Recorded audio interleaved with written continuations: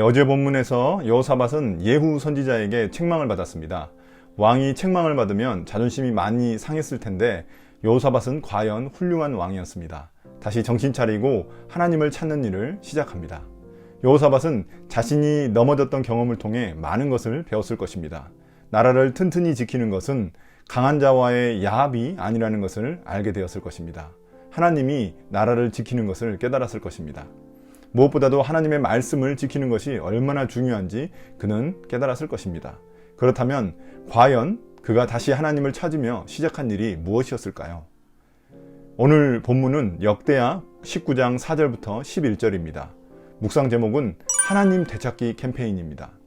오늘 본문도 열왕기 상에는 없는 내용입니다.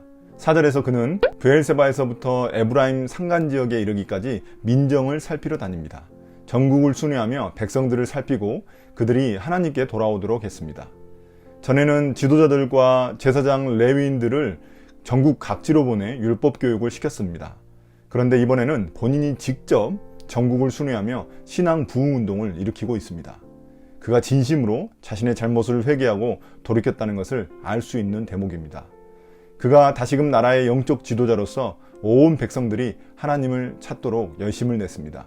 아마도 아들이 아합의 딸 아달랴와 혼인을 맺었기에 북쪽 이스라엘의 우상이 들어왔을 수 있습니다. 이게 백성들에게도 영향을 미쳤을 것입니다. 그의 하나님 찾기 캠페인은 거기서 그치지 않았습니다. 사법 제도를 개혁하기 시작했습니다.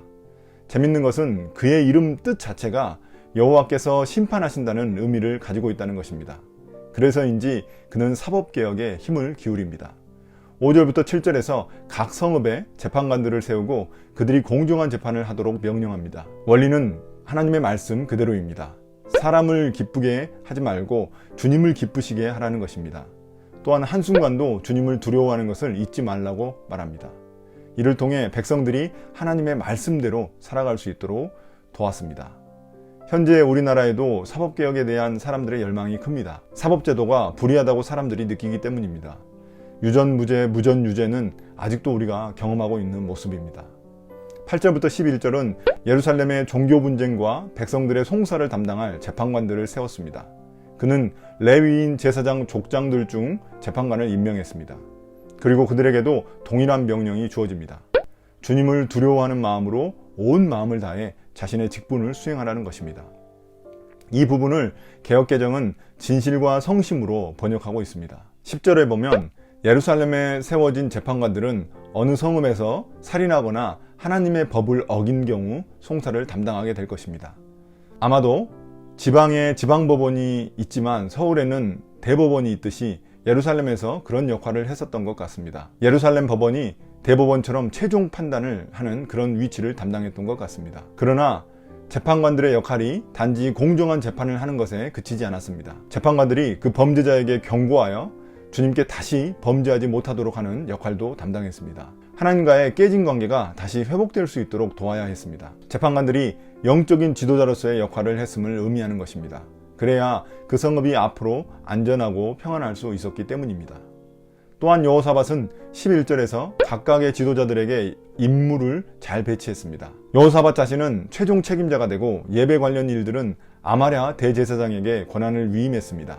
또한 왕에게 속한 모든 문제도 유다 지파의 우두머리인 스바랴에게 권한을 위임했습니다. 그리고 레위 사람들은 감독하는 관리 책임을 지도록 임명했습니다. 한마디로 말해서 종교부 장관과 법무부 장관을 세운 것입니다. 그리고 감찰 기관까지 두어서 공정하게 일이 처리될 수 있도록 만들었다는 말입니다. 마지막으로 그는 모든 사법개혁의 지도자들에게 용기를 내어 업무를 담당하라고 격려합니다. 그러면서 주님께서는 공의를 이루는 사람들의 편이라는 것을 명심하라고 당부합니다. 다시 한번 느끼는 거지만 여호사밧이 참 훌륭한 지도자라는 생각이 듭니다. 오늘 본문은 사법기관에 대해 중요하게 다루고 있는데요. 여기서 우리가 놓쳐서는 안 되는 것이 그 법이라는 게 결국에는 하나님의 말씀을 말한다는 것입니다. 사법개혁을 통해 하나님의 말씀이 백성들의 크고 작은 일에 연결될 수 있도록 했던 것입니다. 오늘 본문에서 제일 많이 나온 단어가 무엇일까요? 주님을 두려워하라는 것입니다. 여호사밧이 선지자 예후의 책망을 듣고 했던 회개는 진실한 것이었습니다. 왜냐하면 그의 행동에서 그가 주님을 두려워하는 모습이 드러나기 때문입니다. 백성들의 신앙을 다시 세웠고 나라의 기강인 사법제도를 개혁했습니다. 이렇듯 회개의 진실한 증거는 삶의 변화입니다. 진정한 회개란 하나님을 두려워하는 것이 다시금 삶으로 드러나야만 하는 것입니다. 그의 신앙의 회복 탄력성은 매우 좋았습니다. 우리가 신앙생활하며 넘어지고 실수할 수 있습니다. 그러나 다시금 빨리 회복하는 것이 너무나 중요합니다. 그런 점에서 여호사밧 왕은 우리에게 매우 모범적인 케이스였습니다. 오늘은 특별히 우리나라 사법 개혁을 위해 기도하면 좋겠습니다. 아직도 유전무죄, 무전유죄가 판치는 세상입니다. 그러다 보니 약자가 살아가기 더욱더 힘들어집니다. 이 땅에 하나님의 공의를 실현하는 법관들이 많이 나왔으면 좋겠습니다. 오늘 묵상을 마치겠습니다. 감사합니다.